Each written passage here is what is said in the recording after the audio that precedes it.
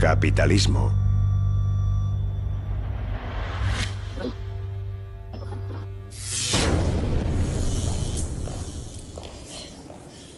Lord Keynes, welcome, sir. It's a pleasure. The pleasure's all mine. Tell them I've arrived. And then tell them I've arrived. El enfrentamiento entre Hayek y Keynes se describió como un debate que dio forma al pensamiento económico de todo un siglo. Incluso se hizo un vídeo musical tras el colapso económico de 2008. Freddie. Keynes. Hey, listen, party at the Fed.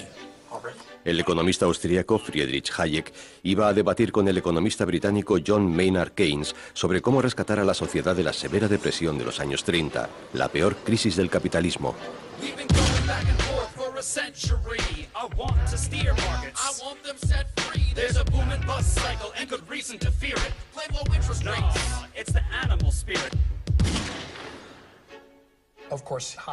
Naturalmente, Hayek llevaba las de perder en el debate. Se consideraba que la idea de que el gasto público no podía reducir el desempleo había quedado completamente refutada. Desde la crisis de 2008, el debate vuelve a estar entre nosotros. We are on the road to serfdom. Friedrich Hayek wrote this book 50 years ago, but what he predicted is coming true. En nombre de Hayek, estalló una rebelión en Estados Unidos contra la intervención del gobierno en la economía. En Europa, Hayek es el enemigo de estos manifestantes contra la austeridad que se rebelan contra el dominio de los mercados en la sociedad. Esta es la historia de cómo y por qué el debate, que parecía resuelto en los años 30, reaparece una y otra vez. Keynes contra Hayek. ¿Una pelea amañada?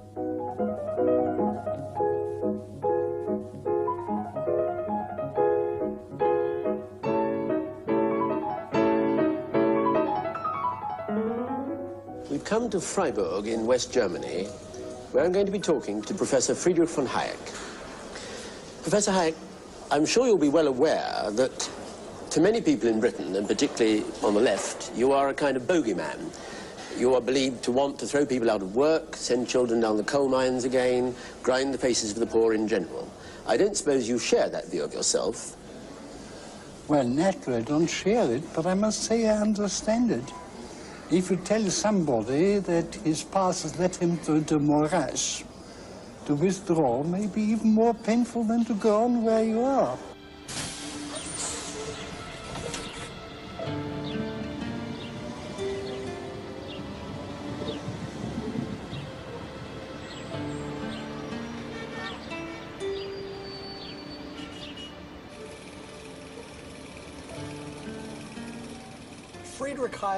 Friedrich Hayek nació en Viena en 1899, cuando Viena era la capital del Imperio Austrohúngaro.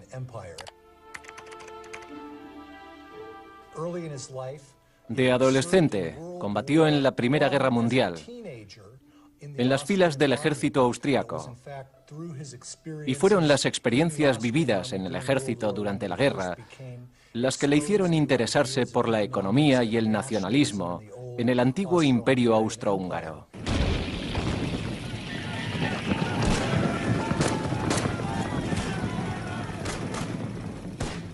Querida madre, aquí estoy otra vez en mi posición de observador en una trinchera eufemísticamente llamada el agujero de los héroes. Es húmeda, está abarrotada de soldados y es asquerosa, pero al menos es a prueba de balas.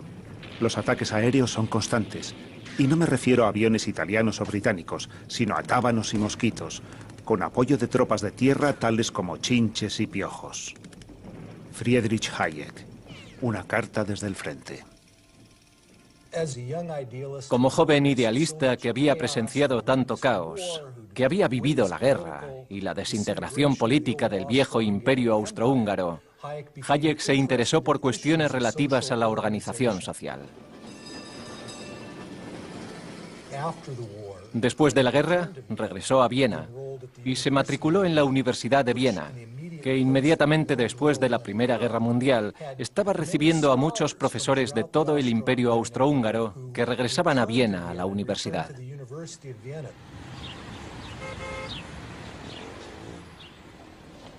La Universidad de Viena, que llegó a conocerse como la sede de la Escuela Austríaca de Economía, rompió las teorías y métodos económicos dominantes de la época. La diferencia con la economía clásica estribaba en que su objeto de estudio ya no eran las grandes entidades o clases sociales, sino los individuos, las decisiones de los individuos y su influencia en el mercado.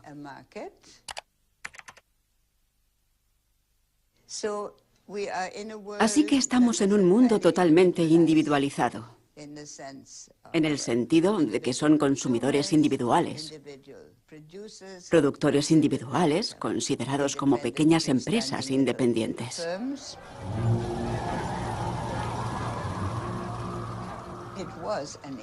Era un individualismo extremo, aunque creo que lo que subyace de fondo es un problema de clases sociales, el enorme temor al bolchevismo.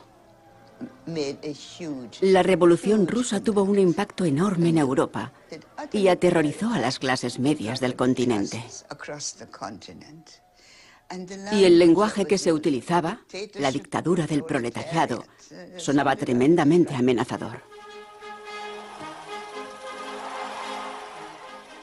Hayek empezó teniendo ideas moderadamente socialistas.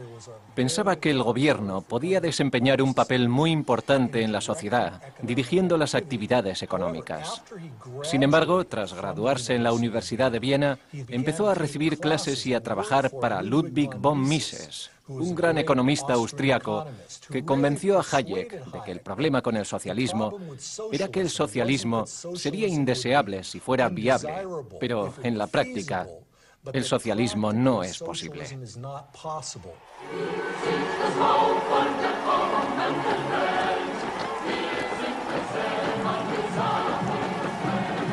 The idea of socialism was always connected with a firm conviction that there is only one good plan possible and that only one plan ought to be put into practice.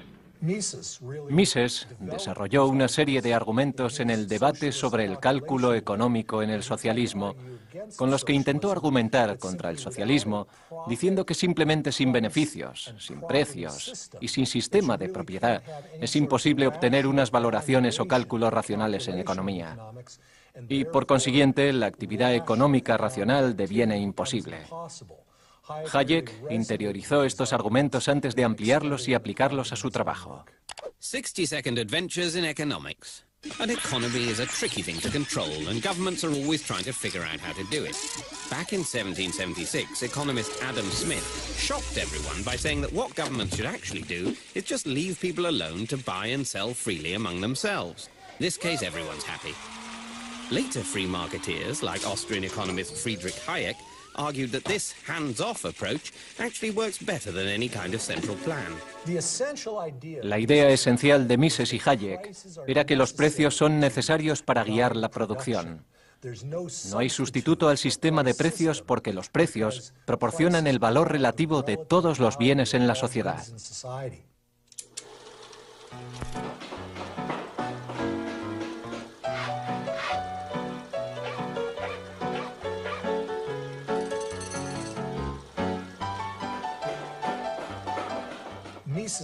Mises ponía el ejemplo de la construcción de una casa.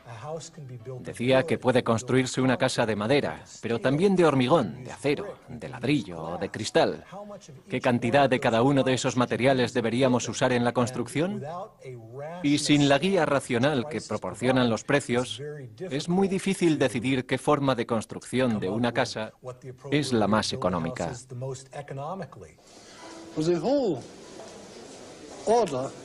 Of international cooperation has been built on such a signaling system. And these signals, you mean, are the prices in a free market? Entirely the prices in the free market, which alone have made the present level of wealth possible. Isn't it a philosophy based essentially on selfishness? What about altruism? Where does that come in? It doesn't come in. See, both altruism and solidarity are very strong instincts which guided man in the small group who was serving known other persons. and his efforts were directed to the needs of familiar people.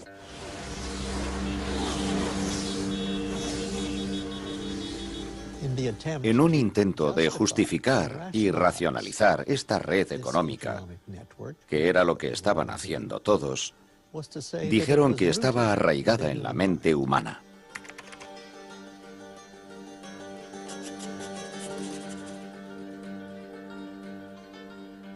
El cerebro estaba hecho así, y eso era actuar racionalmente.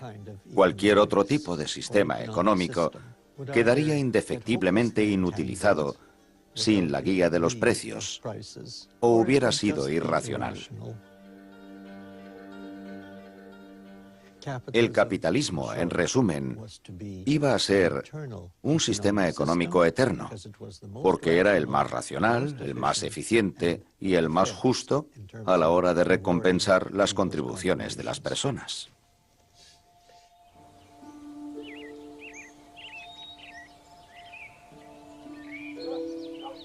Si las ideas de Hayek se forjaron en el crisol del caos de la Primera Guerra Mundial, John Maynard Keynes alcanzó la mayoría de edad intelectual en esta casa de Charleston, Inglaterra.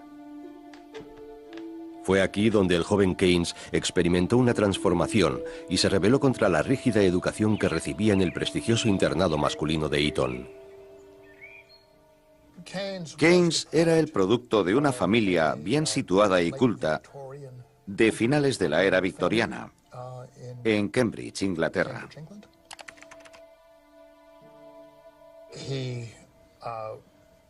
Creció y se educó en compañía de filósofos y matemáticos.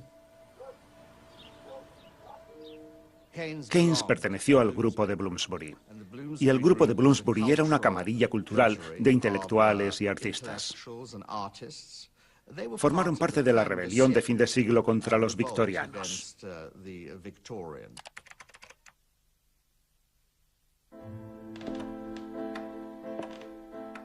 Se produjo una rebelión en el arte, la literatura y la filosofía que básicamente decía: ha amanecido una nueva era y nosotros formamos parte de ella.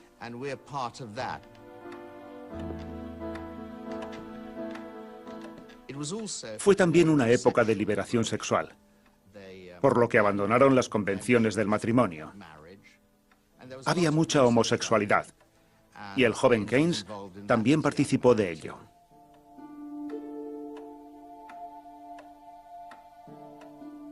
Keynes se especializó en política económica, principalmente de la Primera Guerra Mundial, y llegó a convertirse en el asesor del primer ministro inglés Lloyd George en la Conferencia de Paz de París, que fue la antesala del Tratado de Versalles.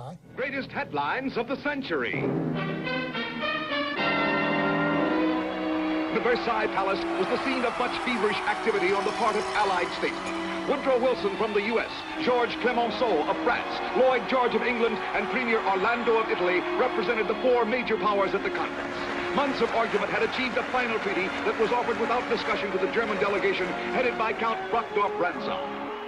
Una experiencia profundamente amarga y desilusionante que plasmó en su famoso libro de 1919, Las consecuencias económicas de la paz, que es probablemente el primer libro de economía en convertirse en un bestseller mundial. En él criticaba el tratado y predecía que si no se revisaba, la venganza no tardaría. Once again the world was at peace, a peace that was destined to last for but 20 years before the same defeated country of Germany would again plunge the earth into a second Great War. Keynes sostenía que los aliados jamás cobrarían las indemnizaciones que habían impuesto a los alemanes, porque no era posible mantener unas reparaciones tan gravosas año tras año. Iba contra la naturaleza humana y la naturaleza social. Y tenía razón. Creo que pensaba que la mala economía conduce a la mala política y que hay que apostar por una economía capaz de mantener la cohesión social y la estabilidad política. Y si tus teorías económicas hacen que te olvides de esas dos cosas, te encontrarás inmerso en graves problemas políticos y sociales.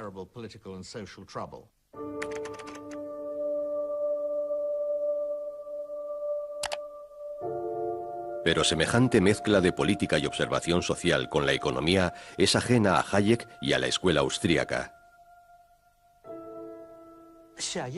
Hayek no tuvo en cuenta el fenómeno de las reparaciones de guerra, del círculo de deuda entre los contendientes en la Primera Guerra Mundial.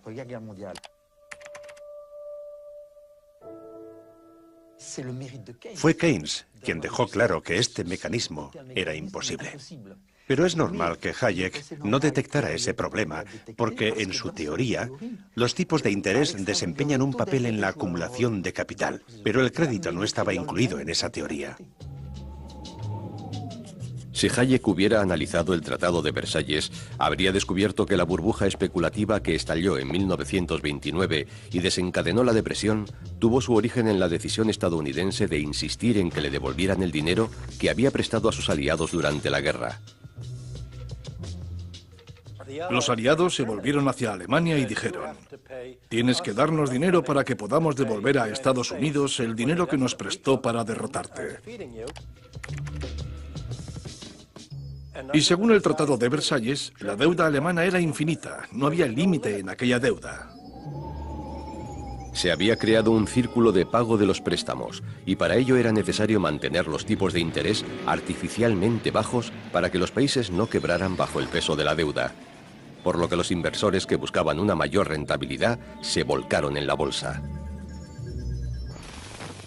Soaring out into the wild blue yonder, stocks hit what looks like a permanently high plateau, but conditions are fundamentally sound, aren't they?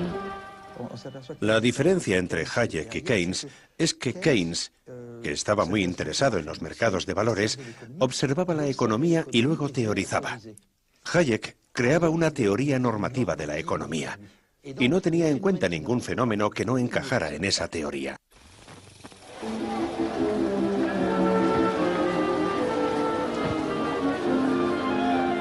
Tuesday, October 29th, 1929, in history's worst panic, over 16 million shares are dumped on the market as stocks go down, down, down.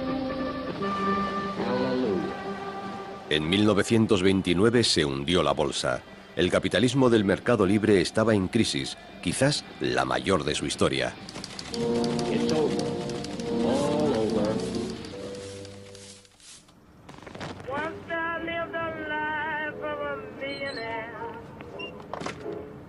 Spending my money I didn't care. En muchos países, el desempleo superó el 25%. La producción industrial de Estados Unidos cayó un 50% y en algunos países europeos la caída fue aún mayor. Los economistas no sabían cómo detener e invertir la caída.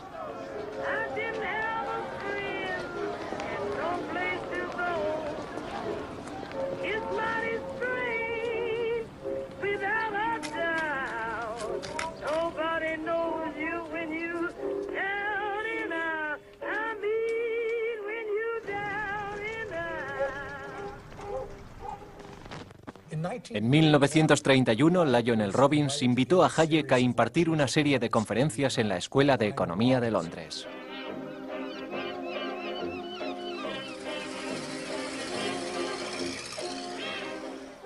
Se sitúan entre las mejores conferencias que han escuchado los economistas en Inglaterra. Parecían dar la respuesta a los problemas de la Gran Depresión.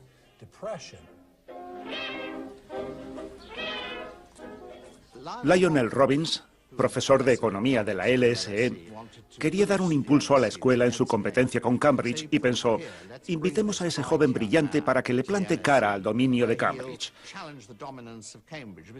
Porque en aquellos años, Cambridge era el centro puntero de estudios económicos en Gran Bretaña.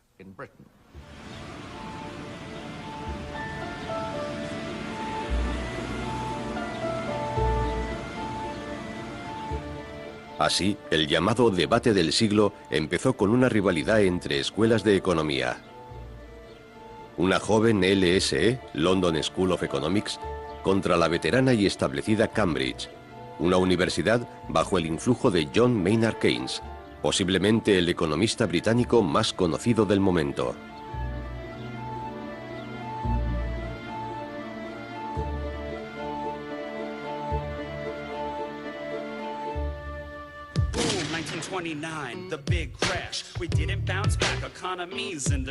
Como había anticipado la crisis con 10 años de antelación, Keynes tenía que ofrecer una solución.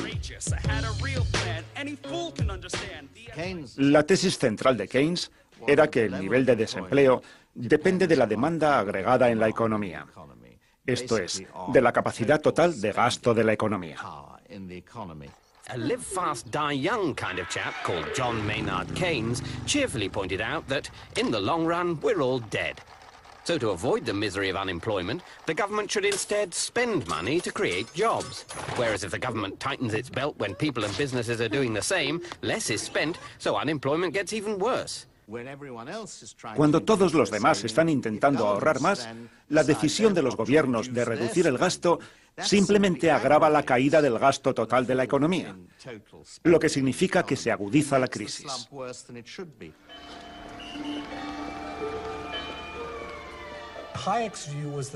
Hayek sostenía que había habido una excesiva producción de capital, porque la Reserva Federal de Estados Unidos había mantenido los tipos de interés artificialmente bajos, lo cual había animado en exceso el desarrollo del capital. El desarrollo del capital era insostenible, y por ese motivo el curso que debían seguir la economía y los gobiernos era una política de no intervención en la economía que permitiera que el deterioro económico siguiera su curso hasta liquidar las malas inversiones.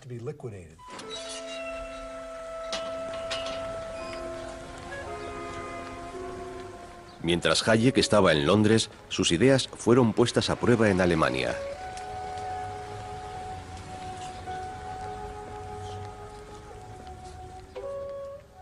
Resulta muy desafortunado, sobre todo en Alemania, que las experiencias que vivimos a principios de los años 30 no desempeñan un papel en nuestros debates. El canciller Brüning intentó mantener el déficit presupuestario en su mínima expresión en una situación de recesión y depresión extremas, y lo consiguió. Germany, which is putting all her energies to the gigantic task of setting their house in order by hard work and sound economy, will feel encouraged in a heroic struggle for reconstruction and stability. Resulta impresionante comprobar cómo Brüning se las arregló para economizar tanto que en esa fase de depresión extrema el gobierno alemán apenas generó déficit. Pero el coste fue catastrófico y tuvo unas consecuencias enormes. La actividad económica se redujo drásticamente, hubo una gran deflación y un aumento muy acusado del paro, lo que supuso unas consecuencias terribles para Alemania que posteriormente todo el mundo tuvo que sufrir. La venganza no tardará, dijo Keynes en su libro. Su advertencia sobre lo que supondría ignorar los costes sociales de las decisiones económicas se materializaron en la campaña electoral alemana de 1932.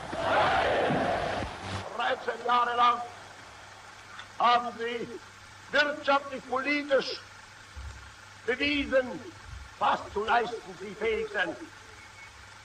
Eine Nation wirtschaftlich zerstört, den Bauernstand ruiniert, den Mittelstand verelendet, die Finanzen in reichen Ländern, in den Kommunen zerrüttet, alles bankrott und 7 Millionen Arbeitslose.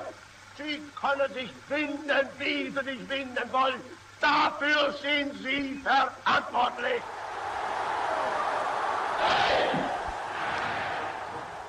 Parece que las ideas de Hayek no han superado la prueba de la realidad histórica, algo que reconocen hasta ahora sus partidarios.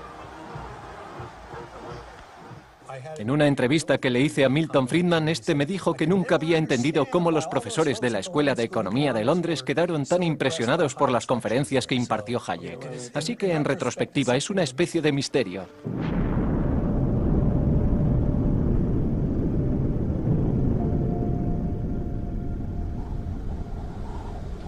Al final de la guerra, Hayek estaba olvidado y sus ideas quedaron relegadas. El mensaje y las ideas de Keynes apelan a un mundo en el que los sectores público y privado unen esfuerzos para intentar levantarse de las ruinas. Japón perdió la guerra en 1945 y todo el país quedó devastado. Y era necesario reconstruir el país. Naturalmente, en el Nuevo Mundo, las corporaciones privadas también tenían que ayudar a la recuperación del Japón.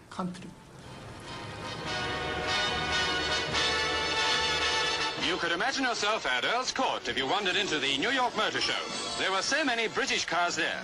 A great thing for the export trade. The Japanese section attracted a lot of interest. Exports are as vital to them as to our own country. Si queríamos convertirnos en un país más fuerte y económicamente más sano, teníamos que exportar coches para conseguir las divisas extranjeras necesarias para poder importar petróleo y comida. Esa era una de las responsabilidades de Toyota. Ser capaces de fabricar y exportar nuestros productos para conseguir divisas extranjeras. Dauphine Renault, la plus vivante de 4 places, 115 km/h et seulement 6 litres au 100. En Francia, una compañía automovilística como Renault fue nacionalizada y reclutada para el proyecto de reconstrucción nacional. El gobierno no era el enemigo del mercado, como sostenía Hayek, sino su aliado. De pronto el capitalismo presentaba una imagen más amable. Entre 1950 y 1980, Europa y Japón vivieron un crecimiento excepcional del orden del 4 y el 5% anual durante 30 años seguidos. Y ahora llevamos más de 30 años, desde 1980 a 2010, en los que la tasa de crecimiento media de los países ricos ha oscilado entre el 1 y el 1,5% anual. Hay una nostalgia por el boom de la posguerra, un mundo en el que pensábamos que habíamos domesticado el capitalismo y la desigualdad. Algo que era parcialmente cierto, pero fueron las crisis causadas por las guerras mundiales y la depresión de los años 30 lo que provocó que se cuestionara el laissez-faire económico. As the people of Britain began digging out from among their ruins, they fixed all their energies upon one goal, a post-war society stabler and more equitable than any Britain had ever known. Después de 1945, los gobiernos no solo crearon sistemas de seguridad social y de protección social, sino que también establecieron un sistema de regulación de los mercados financieros y crearon empresas públicas en muchos sectores. Estas medidas, al menos durante el periodo en el que se domesticó al capitalismo, redujeron las desigualdades. Fue en parte una ilusión ligada al periodo de elevado crecimiento de la posguerra, y también debido al hecho de que había un compromiso político diferente con el capitalismo. Keynes murió en 1946, en un mundo que había aceptado su visión. Pero ¿qué fue de Friedrich Hayek y de su visión? En 1944 publicó este libro, una advertencia contra el mundo que estaba cobrando forma a su alrededor. Hayek escribió Camino de servidumbre para alertarnos de que mantener después de la guerra la misma organización de la economía que había existido durante la Segunda Guerra Mundial nos conduciría a una sociedad dictatorial.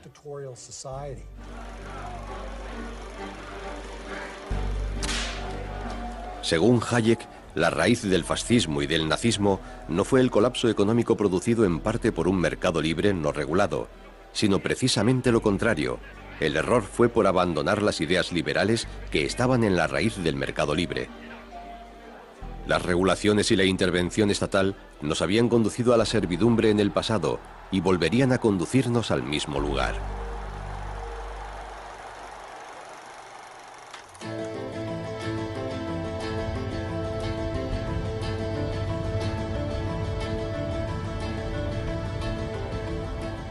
El camino que nos alejaba de la servidumbre conducía a los prístinos Alpes suizos, donde su visión, marginada en el mundo de la posguerra, cobraría nuevas fuerzas.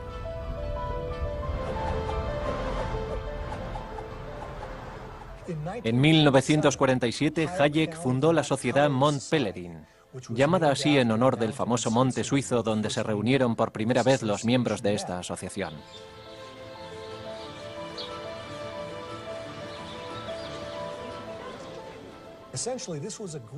Era un grupo internacional de economistas, historiadores, filósofos políticos y periodistas, incluyendo a un joven Milton Friedman, que viajaron a Suiza para debatir sus ideas durante una semana o 10 días.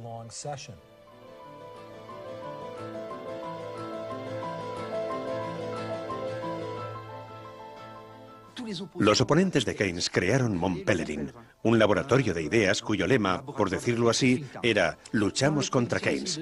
No dejaron de desarrollar argumentos, primero en Chicago y luego en Mont Pelerin, con los que abogaban por la restauración de la lógica del mercado libre. El personaje central era Milton Friedman. It was a major factor in maintaining a steady stream of influence on ideas. It enabled people who were isolated in their own countries once a year to at least to get together with people who felt the same way they did, to be in a situation in which they could discuss issues without worrying that somebody was trying to stick a knife in their back.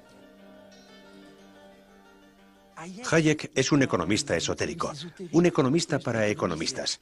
Su influencia práctica es muy limitada, mientras que la de Milton Friedman fue muy significativa, porque se centró en la restauración del monetarismo, la restauración del Estado.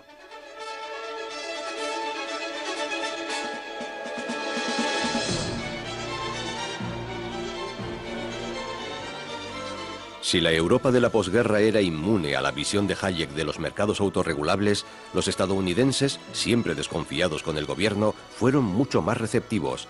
El profesor Milton Friedman retomó la lucha de Hayek contra el legado de Keynes. For the immigrants who were welcomed by this statue, America was truly a land of opportunity. Once they arrived, they found, as my parents did, not an easy life, but a very hard life. But for many, there were friends and relatives to help them get started, to help them make a home, get a job, settle down in the new country. Milton Friedman nació en 1912 en Nueva York. Era hijo de unos judíos húngaros que habían emigrado a los Estados Unidos. Creció en un entorno pobre, no necesariamente en el nivel socioeconómico más bajo, pero desde luego nada acomodado. There were many rewards for hard work, enterprise, and ability. Life was hard, but opportunity was real. There were few government programs to turn to and nobody expected them. But also, there were few rules and regulations. There were no licenses, no permits, no red tape to restrict them. They found, in fact, a free market, and most of them thrived on it. Era alguien que decía que el problema era el gobierno en todas sus esferas. El gobierno es derrochador por definición, el gobierno es ineficaz por definición, y por eso debemos permitir que el mercado desempeñe un papel mayor en la sociedad, y en particular, un papel mayor en la economía.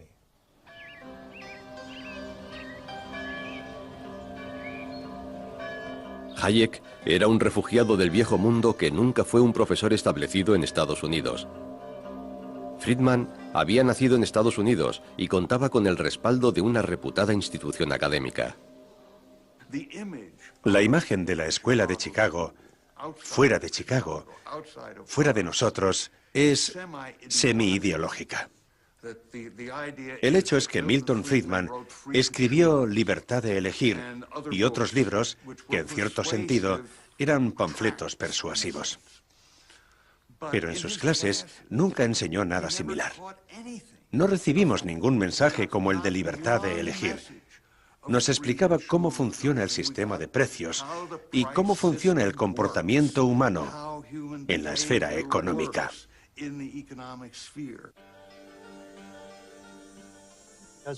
Yo, como uno de los primeros alumnos de Milton Friedman, descubrí más tarde que entre los alumnos de Milton Friedman se habían formado dos grupos.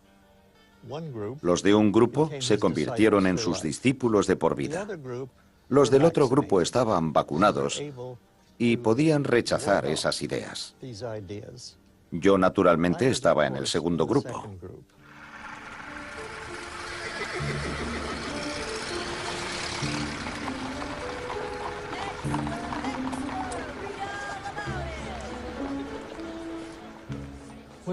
Cuando examinamos el siglo XIX, lo que nos sorprendía entonces, y debo admitir que nos sigue sorprendiendo hoy, por desgracia, es la idea de que el mercado es la utopía de la existencia humana.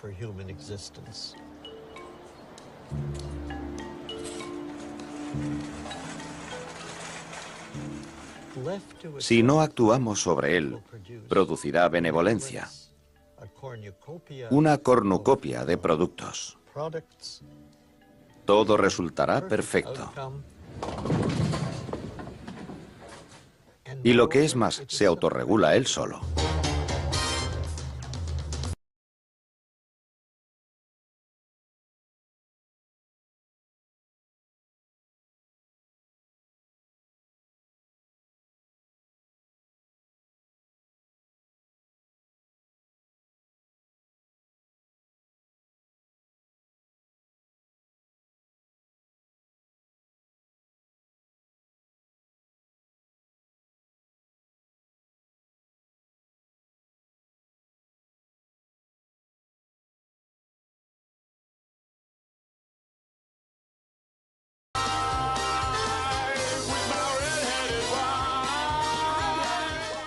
La idea de libertad es fantástica para quienes poseen grandes reservas de riqueza o de crédito, pero es inservible para los asalariados, el proletariado, el pobre campesino africano. Juega con la idea de un contrato entre iguales, pero los contratos entre iguales son muy raros en el capitalismo.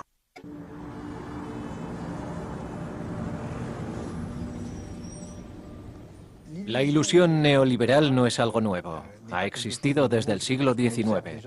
Francia es un país interesante, porque después de la Revolución Francesa, que es la revolución burguesa por excelencia, fue una especie de país ideal en el que se garantizaban unos derechos legales equitativos en el mercado.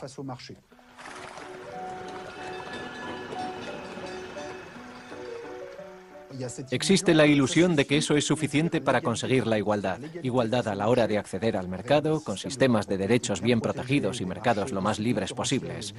Eso sería todo lo necesario para avanzar hacia una sociedad ideal. Sin embargo, una de las grandes lecciones que aprendimos del siglo XIX y de la catástrofe que empezó en 1914 es que no funciona. Es difícil de definir, pero hay algo que es seguro. En 1913, ni en Francia ni en Europa eso era razonable. El 70% de los activos estaban en manos del 1% de la población.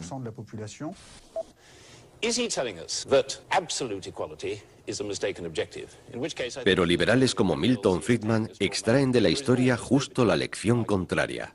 When you say that it is wrong for government to intervene in the free enterprise system to do something about inequality, you evoke a model of a free enterprise system which does not exist and has never existed to a significant extent in history or anywhere in the world. I agree with you that everything called free enterprise is not free enterprise. But I challenge you to find a single example in history at any time of any society where people have been relatively free, and I don't mean merely what you call merely economic freedom. I mean freedom in the full sense. I mean freedom of individuals to pursue their own objectives, their own values, to live their lives. I want you to name me any society in which you've had any large measure of that freedom, where capitalism and free enterprise has not been the predominant mechanism for controlling economic activity. Ahora damos por sentado que basta con tener mercados libres más competitivos para conseguir una sociedad armónica y una distribución de la riqueza, si no equitativa, al menos de una desigualdad razonable. Pues no es así.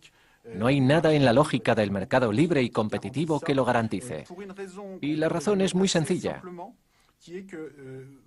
Los mercados estructuralmente libres y competitivos no impiden el hecho de que el retorno sobre el capital pueda ser permanentemente superior a la tasa de crecimiento, lo cual, casi de forma inevitable, provoca una alta concentración de riqueza. La enseñanza del siglo XIX se perdió cuando la decadencia y el estancamiento económicos paralizaron Gran Bretaña y Estados Unidos a principios de los años 70. Los años dorados habían terminado.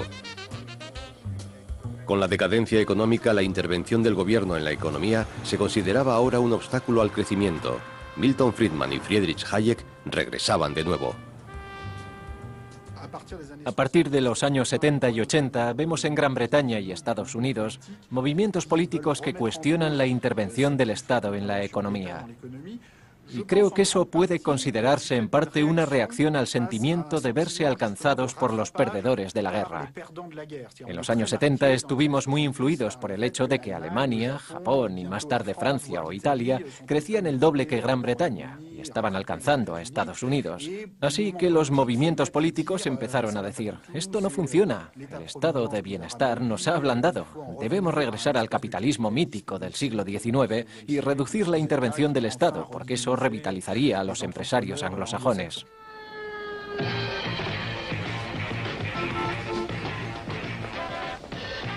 El estancamiento económico podría haberse superado con duros ajustes, pero para Milton Friedman y Friedrich Hayek era la oportunidad política que estaban esperando desde los seminarios de Mont Pelerin. Keynes died in 1946. I have always regarded it as a tragedy that he did not live another decade. He was the one man who had the standing, the personality, the force of character to persuade his disciples not to carry too far some ideas which were good for the 1930s, but which did not apply in the post-war situation. La verdad es que los países que más sufrieron las consecuencias de la guerra, Alemania, Francia, Japón y otros países de Europa, habrían alcanzado a Estados Unidos y Gran Bretaña de todos modos. Pero ese hecho se utilizó políticamente para cuestionar el estado de bienestar.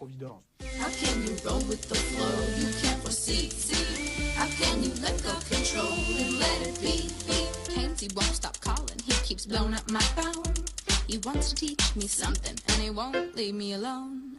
I tell him there's no use in trying, cause Friedrich Hayek is my guy. And if you wanna get with a girl like me, you got to let go control of the economy. I said if you want. De pronto Hayek estaba de moda hasta para las adolescentes rebeldes.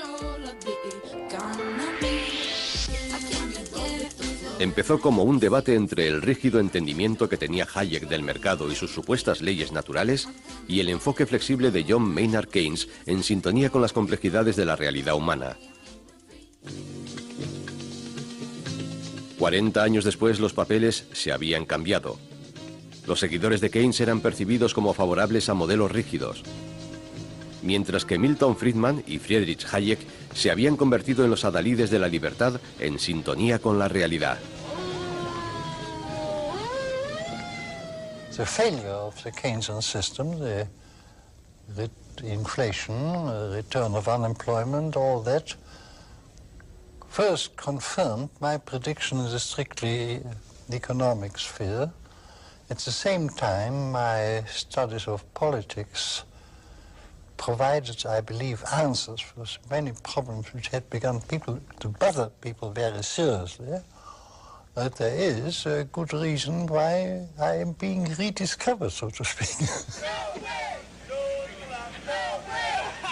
1975, we worked under a contract that's seen our job security eroded, our working conditions fall apart, and our money wages held intact while prices of living go up and up, and we are tired of it.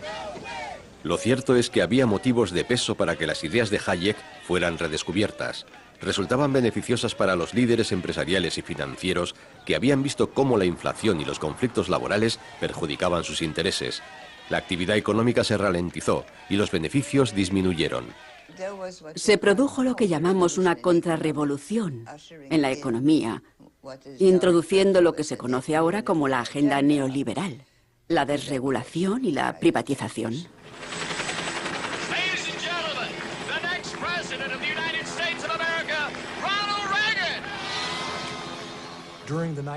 Durante los años 80, Margaret Thatcher en Inglaterra y Ronald Reagan en Estados Unidos intentaron implementar políticas que estaban muy influidas filosóficamente y en la práctica por Hayek y Friedman.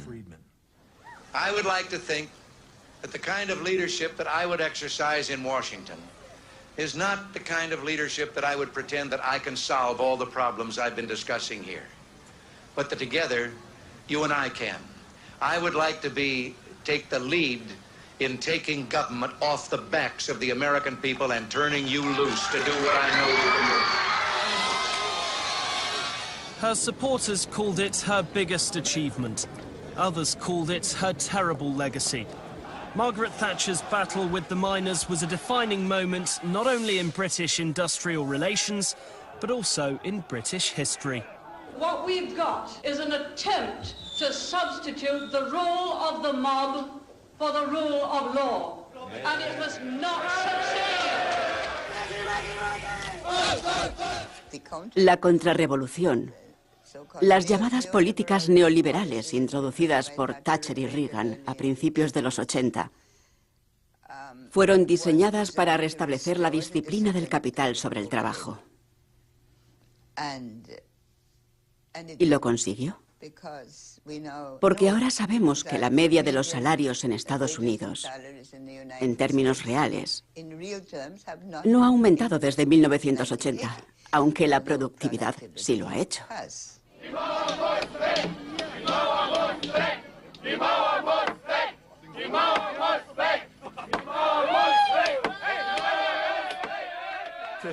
La caída del muro de Berlín en 1989 y el hundimiento de la Unión Soviética en 1990 dejaron al capitalismo sin rival y condujeron a un nuevo periodo de fe desmedida en, digamos, la capacidad de autorregulación del sistema de libre mercado, de la libre competencia. Surgió una fe ilimitada en la capacidad del capitalismo privado para autorregularse.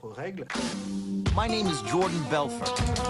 At the tender age of 22, I headed to the only place that befit my high-minded ambition. Creo que este periodo explica gran parte de las turbulencias financieras de finales de los 90 y principios de los 2000. Y creíamos que el capitalismo había sido domado después de la Segunda Guerra Mundial.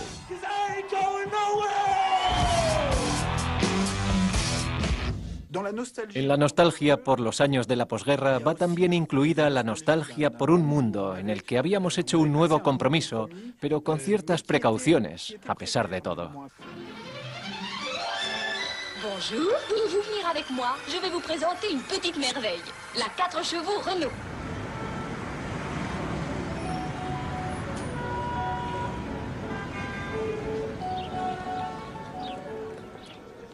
Es importante entender que gran parte de la disminución de la desigualdad conseguida en el siglo XX fue debida a la guerra, o a medidas políticas provocadas por la guerra y tomadas durante tiempos de crisis.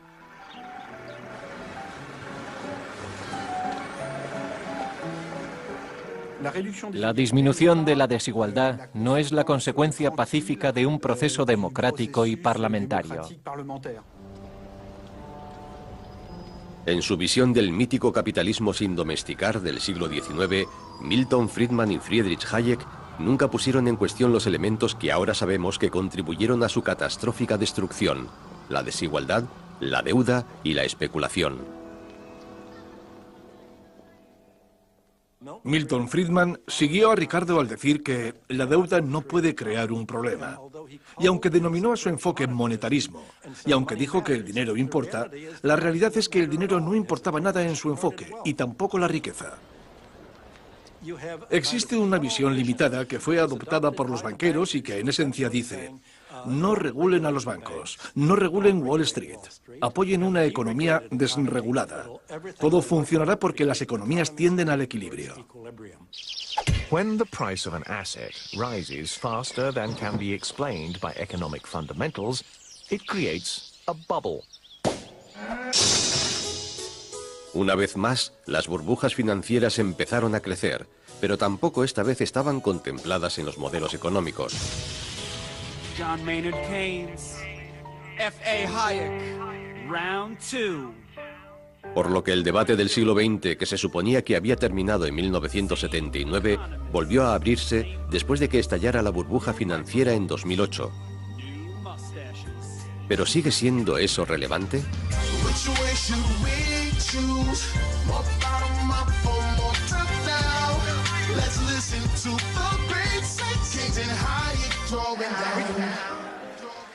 Creo que todas las teorías económicas contemporáneas, excepto las heterodoxas, las marxistas y demás, están construidas sobre la idea de un sistema que es tan racional que no puede experimentar una crisis.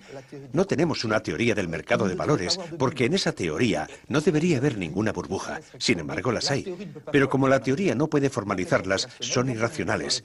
Y aquí está lo interesante. Se producen explosiones de crédito especulativo. Hay burbujas en los mercados de valores, pero la teoría dice que no deberían existir.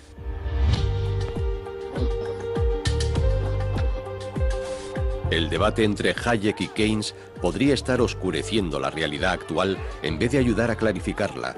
Puede que haya llegado el momento de descubrir a un pensador menos conocido que habló de la deuda y el dinero y cuyas ideas pueden ser mucho más relevantes a la hora de ayudarnos a entender la realidad del siglo XXI.